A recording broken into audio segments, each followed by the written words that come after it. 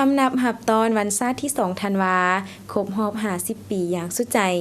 สบายดีท่านผู้ชมที่เคารพเพื่อนสหายนายและพลตำรวจที่ฮักแพงทุกท่านขอต้อนรับบรรดาท่านเข้าสู่รายการพัฒนาฮักฐานซึ่งออกอากาศทุกๆวันพุธเวลา 9:30 น. หา 10:00 น. และออกซ้ำคืนในวันเดียวกันเวลา 11:00 น. หา 11:30 น. ทางสถานีโทรภาพป้องกันความสงบมาพบกับข้าพเจ้าห้อยตีนางโอซินจันดาลาหับหน้าที่ดำเนินรายการและมาพบพ่อกันในมื้อนี้จะให้บรรดาทานไปรับชมข่าวและผลงานการเคลื่อนไหวของกรมคุ้มครองสมโนครัวและก่อสร้างฮักฐานรายละเอียดเส้นบรรดาทานที่ตามรับชมในวันที่1ธันวาคม2025พลจตวาเกียรติจันทร์พรหมจักรคณะภาคกระทรวงหัวหน้ากรมคุ้มครองสมโนครัวและก่อสร้างฮักฐานกระทรวงป้องกันความสงบพร้อมโดยคณะได้นำเอาน้ำดื่มกาแฟลงเคลื่อนไหวสุกโยและสีนำเวียกงานวิชาเฉพาะอยู่บรรดาปกสกลุ่มในนครหลวงเวียงจันทน์เพื่อสุกโยเวียกงานป้องกันการกาเกี่ยมเฉลิมฉลองวันชาติที่2ธันวาคมรอบ50 ปี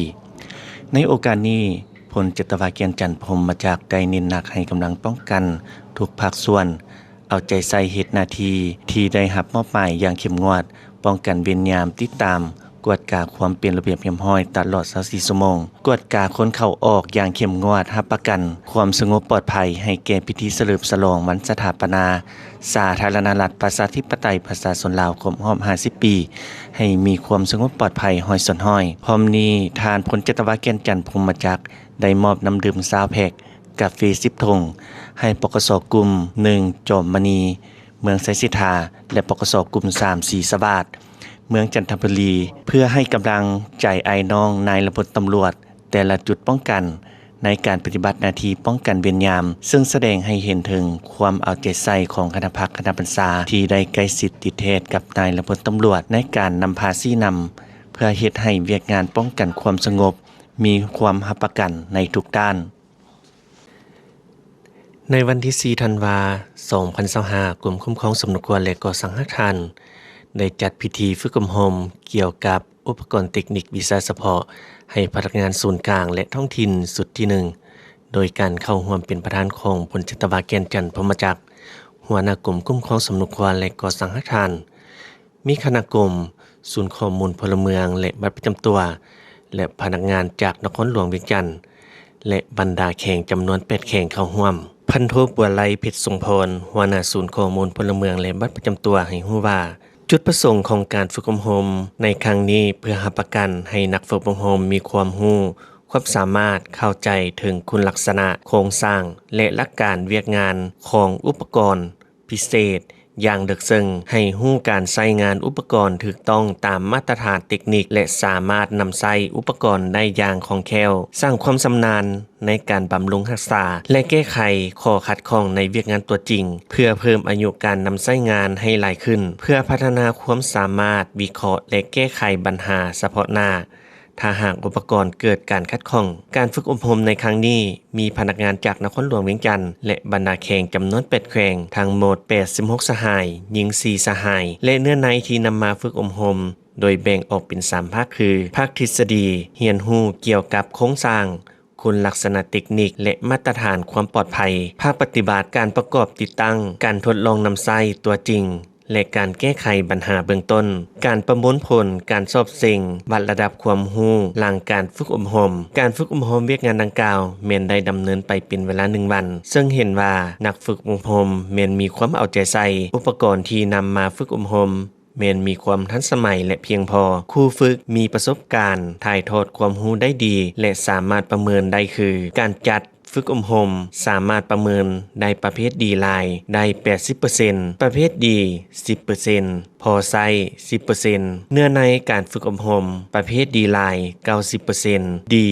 10% วิธีการสอนวิธีการฝึกประเภทดีไลน์70% ดี 20% พอไซ 10% ผลการนำใช้อุปกรณ์เทคนิคเข้าใจลาย 30% เข้าใจ 50% พอเข้าใจ 20%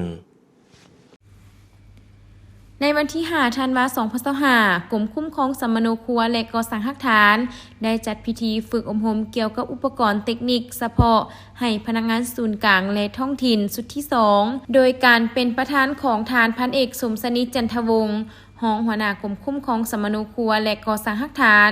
มีคณะกรมศูนย์ข้อมูลพลเมืองและบัตรประจำตัวและพนักงานจากนครหลวงเวียงจันทน์และบรรดาแขวงจำนวน8แขวงเข้าร่วมท่านพันโทบัวไลเพชรสมพรหัวหน้าศูนย์ข้อมูลพลเมืองและบัตรประจำตัวให้ฮู้ว่าจุดประสงค์ของการฝึกอบรมเพื่อรับประกันนักฝึกอบรมมีความรู้ความสามารถเข้าใจถึงคุณลักษณะโครงสร้างและหลักการเฮ็ดเวียกของอุปกรณ์พิเศษอย่างลึกซึ้งให้รู้การใช้งานอุปกรณ์ถูกต้องตามมาตรฐานเทคนิคและสามารถนำใช้อุปกรณ์ได้อย่างคล่องแคล่วสร้างความชำนาญในการบำรุงรักษาและแก้ไขข้อขัดข้องในเวียกงานตัวจริงเพื่อเพิ่มอายุการนำใช้งานให้หลายขึ้นเพื่อพัฒนาความสามารถวิเคราะห์และแก้ไขปัญหาเฉพาะหน้าถ้าหากอุปกรณ์เกิดการขัดข้องการฝึกอบรมในครั้งนี้จะมีพนักงานจากนครหลวงเวียงจันทน์และบรรดาแขวงจำนวน8แขวงทั้งหมด88สหายหญิง7สหายและเนื้อในที่นำมาฝึกอบรมโดยแบ่งออกเป็น3ภาคคือภาคทฤษฎีเรียนรู้เกี่ยวกับโครงสร้างคุณลักษณะเทคนิคและมาตรฐานความปลอดภัยภาคปฏิบัติการประกอบติดตั้งการทดลองนำใช้ตัวจริงและการแก้ไขปัญหาเบื้องต้นภาคประเมินผลการสอบสิ่งวัดระดับความรู้หลังการฝึกอบรมการฝึกอบรมเวียกงานดังกล่าวแม้นได้ดำเนินเป็นเวลา1วันซึ่งเห็นได้ว่านักฝึกอบรมแม้นมีความเอาใจใส่อุปกรณ์ที่นำมาฝึกมีความทันสมัยและเพียงพอครูฝึกมีประสบการณ์ถ่ายทอดความรู้ได้ดีและสามารถประเมินได้คือการจัดฝึกอบรมสามารถประเมินผลได้ประเภทดีหลายได้ 80% ประเภทดี 10%พอไส้ 10% เนื้อในการฝึกอบรมประเภทดีหลาย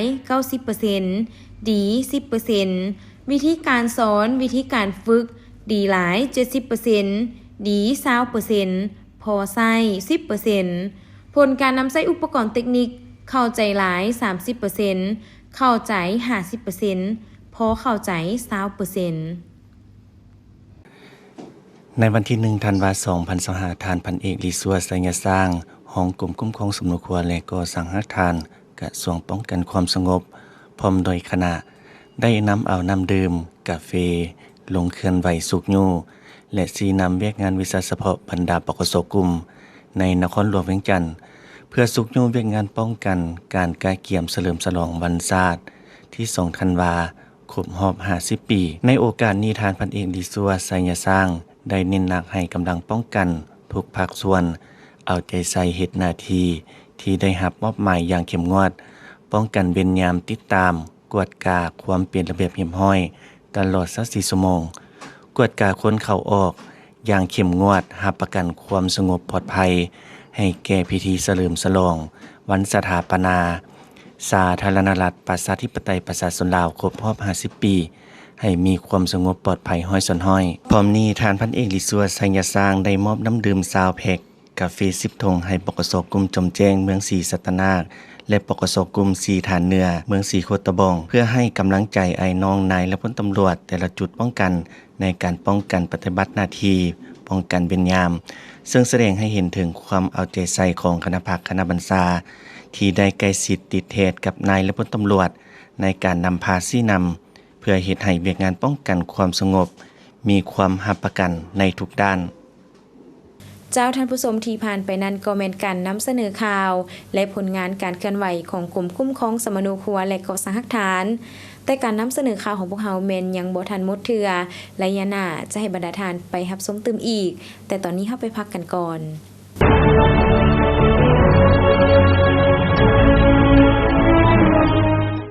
รายการพัฒนาหลักฐานเป็นรายการหนึ่งที่นำเสนอเกี่ยวกับผลงานการเคลื่อนไหวเวียกงานวิชาเฉพาะในด้านต่างๆของกลุ่มคุ้มครองสมนุครัวและก่อสร้างหลักฐานกองก่อสร้างหลักฐานการเมืองและบรรดาห้องคุ้มครองสมนุครัวและก่อสร้างหลักฐานอยู่บรรดาแข่งการเคลื่อนไหวของกำลังปกสกลุ่มและปกสบ้านในขอบเขตทั่วประเทศโดยเฉพาะแม่นเวียกงานคุ้มครองสมนุครัวเวียกงานออกบัตรประจำตัวลาวและต่างดาวการผลิตกาประทับและการหันกำลังลงก่อสร้างอาคารการเมืองอยู่จุดล่อแหลมในขอบเขตทั่วประเทศ ซึ่งจะออกอากาศทุกๆวันพุธเวลา 9:30 นาที 50 โมง และออกอากาศซ้ำคืนเวลา 21 โมง 21 โมง 30 นาที ทางโทรภาพป้องกันความสงบ และท่านสามารถรับชมย้อนหลังได้ที่ทาง YouTube รายการพัฒนาอาคาร ติดต่อโฆษณาและตำหนิส่งข่าวได้ที่เบอร์ 030-4838-940 อีเมลกรมคุ้มครอง509เจ้าท่านผู้ชมมาพบกันในระยะที่ 2 ของทางรายการ จะให้บรรดาทานไปสืบต่อรับชมข่าว และผลงานการเคลื่อนไหวของกลุ่มคุ้มครองสมนูครัวและก่อสังหทาน รายละเอียดซึ่งบรรดาทานติดตามรับชมสาธารณรัฐประชาธิปไตยประชาชนลาว สันติภาพ เอกราช ประชาธิปไตย เอกภาพ วัฒนถาวร กระทรวงป้องกันความสงบกรมคุ้มครองสมนูครัวและก่อสร้างหลักฐาน แจ้งการฉบับเลขที่7455ทับคกทนครหลวงเวียงจันทน์ลงวันที่31ตุลา2025ถึงพนักงานรัฐกรทหารตำรวจและพ่อแม่ประชาชนลาวบรรดาเผ่าในขอบเขตทั่วประเทศที่นับถือเรื่องมารับเอาบัตรประจำตัวดิจิตอลอิงตามข้อตกลงว่าด้วยการจัดตั้งและเคลื่อนไหวของกลุ่มคุ้มครองสมนูครัวและก่อสร้างหลักฐานฉบับเลขที่945ทับปกสลงวันที่3พฤษภาคม2025อิงตามแจ้งการเกี่ยวกับการกำหนดวันที่30กรกฎาคม2025เป็นมื้อเปิดพิธีและประกาศนำใช้บัตรประจำตัวดิจิตอลอย่างเป็นทางการในขอบเขตทั่วประเทศฉบับเลขที่1304ทับหสนยลงวันที่25กรกฎาคม2025กรมคุ้มครองสมนูครัวและก่อสร้างหลักฐานขอถือเป็นเกียรติแจ้งมายังบรรดาทานพนักงานรัฐกรทหารตำรวจและพ่อแม่ประชาชนลาวบรรดาเผ่ารับทราบทั่วถึงกันว่าเกี่ยวกับการมารับเอาบัตรประจำตัวดิจิตอลรายละเอียดมีดังนี้ 1. บรรดาทานพนักงานรัฐกรทหารตำรวจและพ่อแม่ประชาชนลาวที่ได้มาเฮ็ดบัตรประจำตัวดิจิตอลอยู่กลุ่มคุ้มครองสมนูครัวและก่อสร้างหลักฐานในระหว่างวันที่4สิงหาคม2025หา30กันยายน2025ให้มารับเอาบัตรประจำตัวดิจิตอลของตนเองอยู่ที่กรมคุ้มครองสมนูครัวและก่อสร้างหลักฐานสนามม้าในโมงราชการนับแต่วันที่3พฤศจิกายน2025เป็นต้นไป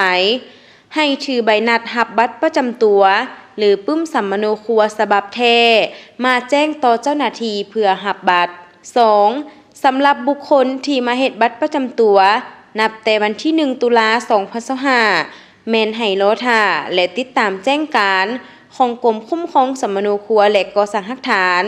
หรือโทรสอบถามข้อมูลเพิ่มเติมได้ที่เบอร์โทรสายด่วน1529ดังนั้นกรมคุ้มครองสมนูครัวและก่อสร้างหลักฐานจึงแจ้งมายังบรรดาทานเพื่อทราบเซ็นและประทับตาหัวหน้ากลุ่มพลจัตวาแกนจันทร์พรหมจักรประเทศลาวเป็นประเทศที่อุดมสมบูรณ์ไปด้วยทรัพย์ในดินสินในน้ำหักสันติภาพในยุคดิจิตอลกำลังขยายตัวการคุ้มครองพลเมืองและบัตรประจำตัวอิเล็กทรอนิกส์ที่ทันสมัยก้าวไปสู่อนาคตที่มั่นคงเพื่อสร้างสาธารณรัฐประชาธิปไตยประชาชนลาวหันเป็นรัฐบาลดิจิตอลเศรษฐกิจดิจิตอลและสังคมดิจิตอลในการห้องหับนโยบายดังกล่าวกระทรวงป้องกันความสงบได้สุ่มใส่เวียกงานนี้ในการหันเปลี่ยนใหม่ในการคุ้มครองพลเมืองและบัตรประจำตัวแบบดิจิตอลให้กลายเป็นทันสมัยเทื่อละก้าวโดยได้รับการร่วมมือการเซ็นสัญญาจากกระทรวงตำรวจสังคมนิยมเวียดนามความจำเป็นต้องหันเป็นดิจิตอลในหลาย10ปีผ่านมาการคุ้มครองสมนูครัวและบัตรประจำตัวอยู่สปป.ลาวคุ้มครองด้วยเอกสารและบันทึกแบบเจียโสเฮ็ดให้เวียกงานคุ้มครองรัฐคุ้มครองสังคมการบริการสาธารณะมีความซักซ่าการป้องกันอาชญากรรมเวียกงานแก้ไขปรากฏการณ์ย่อท่อของสังคมพบความยุ่งยากในระยะปี 1985 หาปี 1989 บัตรประจำตัวมีรูปแบบคล้ายคือปึ้มสมนูครัวท้ายปี 1989 หาปี 2001 บัตรประจำตัวแม่นนำไส้บัตรเจียเขียนด้วยมือทางด้านหลังประทับลายนิ้วมือ ปี 2002 ถึงปี 2014 ได้นำไส้บัตรพลาสติกสีขาว ปี 2014 หาปี 2023 นำไส้บัตรพลาสติกสีเขียว แต่ยังบ่สามารถเชื่อมต่อข้อมูลกับภาคส่วนแขนงการอื่นได้กดปุ่มเริ่มปฏิบัติโครงการอย่างเป็นทางการเดือนกรกฎาคม 2024 เป็นช่วงระยะประวัติศาสตร์ที่ท่านโตเริ่มประธานประเทศสังคมนิยมเวียดนามปัจจุบันนี้ท่านเป็นเลขาธิการใหญ่พรรคคอมมิวนิสต์เวียดนามที่ได้เดินทางมาเยี่ยมยามสปป.ลาวอย่างเป็นทางการด้วยไมตรีจิตมิตรภาพวันที่ 11 กรกฎาคม 2024 การนำสองประเทศได้กดปุ่มเพื่อเริ่มปฏิบัติโครงการอย่างเป็นทางการในวาระดังกล่าวการนำกระทรวงป้องกันความสงบของสองประเทศก็ได้ลงนามเซ็นบทบันทึกความเข้าใจเกี่ยวกับการสร้างและปฏิบัติโครงการสร้างฐานข้อมูลพลเมืองและบัตรประจำตัวการเปิดตัวโครงการที่สำคัญนี้ได้กลายเป็นบาทเก้าอันใหญ่หลวงบ่เพียงแต่ทางด้านเทคโนโลยีเท่านั้นแต่ยังแสดงให้เห็นอย่างลึกซึ้งถึงวิสัยทัศน์ยุทธศาสตร์ของการหันเป็นดิจิทัลแห่งชาติในลาวรับใช้ประชาชนบริหารที่ทันสมัยพร้อมกันนั้นเพิ่มทวีการพัวพันมิตรภาพที่เป็นมูลเสื้อแบบพิเศษระหว่างลาวเวียดนาม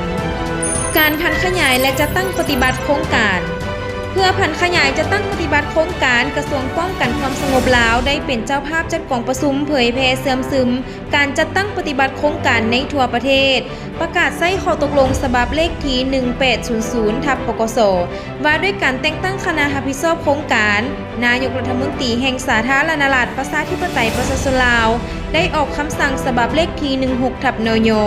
ลงวันที่ 17 กันยายน 2024ในนั้นมอบให้กระทรวงป้องกันความสงบลาวเป็นเจ้าการประสานสมทบกับบรรดากระทรวงแขนงการที่เกี่ยวข้องเพื่อจะตั้งปฏิบัติให้มีประสิทธิผลสูง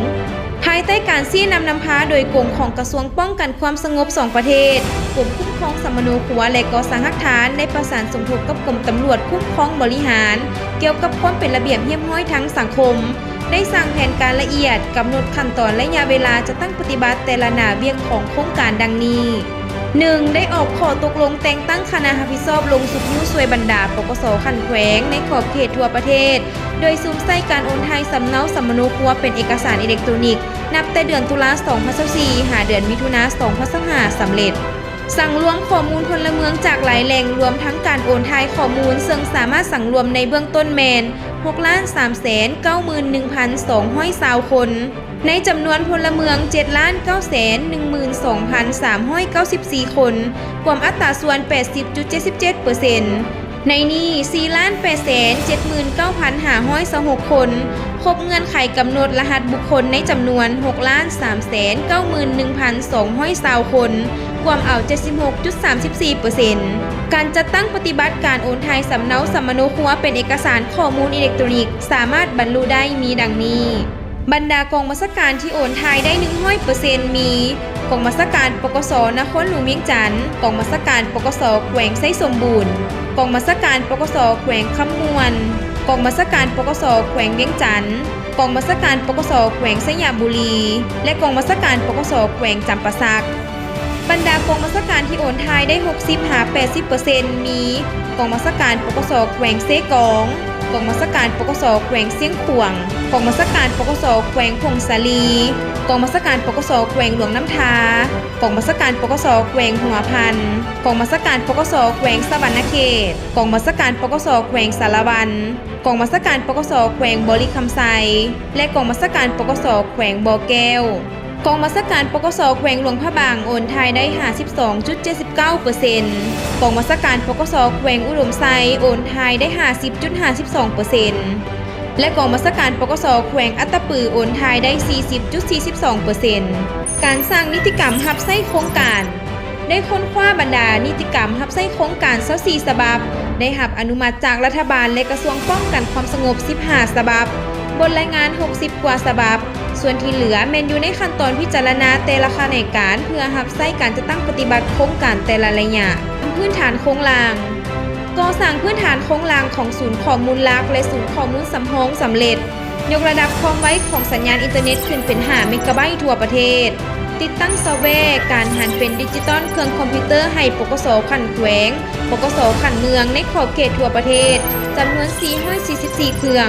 ในนี้ได้ติดตั้งเซิร์ฟเวอร์อุปกรณ์เครือข่ายอุปกรณ์ความปลอดภัยของสัญญาณอุปกรณ์เก็บลายนิ้วมือและกล้องถ่ายรูปเพื่อเก็บกำข้อมูลการออกบัตรประจำตัว ด้านความปลอดภัยของระบบอุปกรณ์ทุกชนิดต้องได้รับการตรวจสอบความปลอดภัยข้อมูลก่อนนำใช้ระบบความปลอดภัยที่ทันสมัยทุกจุดเชื่อมต่อได้ติดตั้งอุปกรณ์ใส่รหัสข้อมูลเพื่อรับประกันความปลอดภัยของข้อมูลด้านบุคลากรกระทรวงป้องกันความสงบได้อนุมัติกงจักการจัดตั้งและบุคลากรของศูนย์ข้อมูลพลเมืองและบัตรประจำตัวปรับปรุงบอนเฮ็ดเวียกให้แก่ศูนย์ดังกล่าวสำเร็จโดยพื้นฐานประกอบบุคลากรทางด้าน IT ให้แก่กรมคุ้มครองสมโนครัวและก่อสร้างหลักฐานในระยะการหันเอกสารสมโนครัวเป็นดิจิตอลได้มีการฝึกอบรมให้พนักงานทั่วประเทศ333สหายแต่งตั้งคณะรับผิดชอบจากกรมคุ้มครองสมโนครัวและก่อสร้างหลักฐานไปช่วยเหลือปกส.คันแขวงปกส.คันเมืองในการติดตั้งแนะนำซอฟต์แวร์เชื่อมต่อสัญญาณและหันเป็นดิจิตอลเอกสารสมโนครัวในขอบเขตทั่วประเทศได้มีการฝึกอบรมให้พนักงานกรมคุ้มครองสมโนครัวและก่อสร้างหลักฐานในการเก็บออกบัตรประจำตัวส่งพนักงานไปฝึกอบรมอยู่สังคมนิยมเวียดนามเกี่ยมพิมพ์บัตรประจำตัวดิจิตอลได้ผันขยายเก็บกำข้อมูลพลเมืองเพื่อออกบัตรประจำตัวและพิมพ์บัตรประจำตัวเบื้องต้น 1,000 บาทก่อนจะผันขยายในขอบเขตทั่วประเทศมาฮอดวันที่25กรกฎาคมห้องว่าการสำนักงานนายกรัฐมนตรีได้ออกแจ้งการฉบับเลขที่1304/หสนยตามที่ชี้นำเกี่ยวกับการกำหนดวันที่30กรกฎาคม2025เป็นมื้อเปิดพิธีและประกาศนำใช้บัตรประจำตัวดิจิตอลอย่างเป็นทางการในขอบเขตทั่วประเทศฉะนั้นกระทรวงป้องกันความสงบมีความจำเป็นในการพัฒนาบัตรประจำตัวพลเมืองลาวฝั่ง10แบบใหม่ทันสมัยเป็นบัตรดิจิตอลนำใช้ง่ายต่อการยั่งยืนตัวตนของพลเมืองบัตรประจำตัวพลเมืองลาวแบบดิจิตอลนี้ประกอบมีส่วนสำคัญต่างๆดังต่อไปนี้มีเลขรหัสบุคคลมี13ตัวเลขแมนการยั่งยืนตัวตนของพลเมืองออกให้พลเมืองแต่ละคนนับแต่มื้อเกิดจนฮอดมื้อเสียชีวิตและบ่ซ้ำกับคนอื่นสามารถเสริมต่อปรับปรุงแบ่งปันและค้นหาข้อมูลพลเมืองในฐานข้อมูลรับประกันความลับความปลอดภัยสูงสุดด้านหน้ามีรูปแบบเครื่องหมายชาติรูปธาตุหลวงรูปดอกจำปาและรูปแผนที่รวมมี8สีขนาดแผ่นบัตรหลวงกว้าง 5.4 ซมดวงยาว 8.5 ซมความหนา 0.85 ซมเนื้อในของบัตรประจำตัวด้านหน้าและด้านหลังกำหนดตัวอักษรภาษาลาวภาษาอังกฤษสามารถเก็บกำข้อมูลได้หลายขึ้นมีความปลอดภัยสูงเพื่อป้องกันการปลอมแปลงสามารถเชื่อมโยงแลกเปลี่ยนข้อมูลกับภาคส่วนต่างๆได้อย่างมีประสิทธิภาพเก็บกำข้อมูลชีววิทยาเช่นการสแกนนิ้วมือการจื้อจำใบหน้าหรือการสแกนม่านตาเพื่อยืนยันตัวตนสามารถเชื่อมโยงกับโทรศัพท์มือถือผ่านแอปพลิเคชันนำใช้บริการต่างๆได้ง่ายทางออนไลน์ประหยัดเวลางบประมาณและสะดวกให้แก่ผู้สมใช้จุดเด่นของแอปพลิเคชัน LAEID เป็นแอปพลิเคชันที่สร้างพื้นฐานในการระบุตัวตนของพลเมืองลาวหันเป็นดิจิตอลสนองการให้บริการทางเศรษฐกิจสังคมก้าวไปสู่สังคมดิจิตอลที่โปร่งใสและมีคุณภาพรับประกันข้อมูลถูกต้องครบถ้วนชัดเจนรับใช้เวียกงานคุ้มครองรัฐคุ้มครองสังคมสอดคล้องกับท่าเอียงการพัฒนาของภาคพื้นและสากลถือเอาพลเมืองเป็นใจกลางในการหันเป็นดิจิตอลสร้างเงื่อนไขอำนวยความสะดวกให้แก่ผู้สมใช้เข้าถึงได้ง่ายรับประกันความลับและสะดวกในการเคลื่อนไหวธุรกรรมทางด้านอิเล็กทรอนิกส์และสามารถตรวจสอบเชื่อมโยงทั่วประเทศมีคุณค่าใช้แทนเอกสารเจียแบบดั้งเดิมบริการสาธารณะออนไลน์ลายเซ็นดิจิตอลทางด้านสาธารณสุขธนาคารและอื่นๆพื้นฐานการพัฒนา LAEID โดยอิงใส่พื้นฐานแอปพลิเคชันจากฐานข้อมูลพลเมืองและบัตรประจำตัวลดผ่อนขั้นตอนการประกอบเอกสารหลีกเลี่ยงการปลอมแปลงเส้นทางแห่งอนาคตสาธารณรัฐประชาธิปไตยประชาชนลาวก็คือกระทรวงป้องกันความสงบมีความมุ่งมา่ปรารถนาและมีความตัดสินใจสูงต่อกับการนำใช้เทคโนโลยีที่ทันสมัยเข้ามารับใช้เวียกงานวิชาเฉพาะของกรมกองเพื่อให้ทันกับยุคสมัยในสายตาอันตื่นเต้นดีใจของประชาชนทุกๆข้อมูลส่วนบุคคลได้ถูกเก็บกำอย่างถูกต้องอยู่ในฐานข้อมูลแห่งชาติแต่ละมือแต่ละชั่วโมงระบบคุ้มครองพลเมืองและบัตรประจำตัวดิจิตอลค่อยๆกระจายไปทั่วทุกๆคนในทั่วประเทศบัตรน้อยๆ1 บาทแต่เป็นข้อกระแจสำคัญเพื่อไขประตูสู่การบริการภาครัฐและเอกชนแบบออนไลน์ในอนาคตเป็นขีดหมายแห่งการหันเปลี่ยนในการคุ้มครองรัฐคุ้มครองสังคม ผลสำเร็จของโครงการสร้างฐานข้อมูลพลเมืองและบัตรประจำตัวได้กลายเป็นสัญลักษณ์แห่งบาท9บุกทะลุแม่นย้อนพรรคเฮาได้วางแนวทางเปลี่ยนแปลงใหม่ออกอย่างถูกต้องและทันการสอดคล้องกับสภาวะความเป็นจริงของประเทศชาติและความมุ่งมั่นปรารถนาของประชาชนทั้งสอดคล้องกับการหันเปลี่ยนของสภาพแวดล้อมสากลผลสำเร็จนั้นแม้นความตัดสินใจสูงของการนำกระทรวงป้องกันความสงบนับแต่ศูนย์กลางฮอดท้องถิ่นในขอบเขตทั่วประเทศและการร่วมมือของพนักงานนักรบที่ได้สุ่มเหือแหงเข้าในเวียกงานที่ภาครัฐมอบหมายให้แม้นการร่วมมือกันระหว่างสองชาติลาวเวียดนามร่วมกันสร้างอนาคตดิจิตอลที่มั่นคงโครงการสร้างฐานคุ้มครองข้อมูลพลเมืองและบัตรประจำตัวจะยังคงเป็นเส้นทางที่เต็มไปด้วยความยุ่งยากและท้าทายแต่เป็นความภาคภูมิใจที่จะนำเอาความผาสุกมาสู่ประชาชนของสาธารณรัฐประชาธิปไตยประชาชนลาวชาวเวียดนามเราหาแข่งกันแต่ดึกดำบรรพ์มานานพันปีวงดื่มน้ำของกองดองสามัคคีสองชาติที่เราเคยมีมูลเสือเจ้าท่านผู้ชมที่ผ่านไปทั้งหมดนั้นก็เป็นการนำเสนอข่าวและผลงานการเคลื่อนไหวของกรมคุ้มครองสมนุครัวและกสหทานตลอดระยะ1อาทิตย์ที่ผ่านมาฮอดนี้เวลาทางรายการของพวกเฮาแม่นได้หมดลงเพียงเท่านี้ขอขอบใจบรรดาทานที่ให้เกียรติติดตามรับชมรายการของพวกเฮาแต่ต้นจนจบและทานสามารถรับชมได้ใหม่ในอาทิตย์หน้าวันและเวลาเดียวกันนี้ข้าพเจ้าห้อยตีนางโอซินจันดาราพร้อมด้วยทีมงานต้องขอลาท่านผู้ชมไปก่อนสบายดี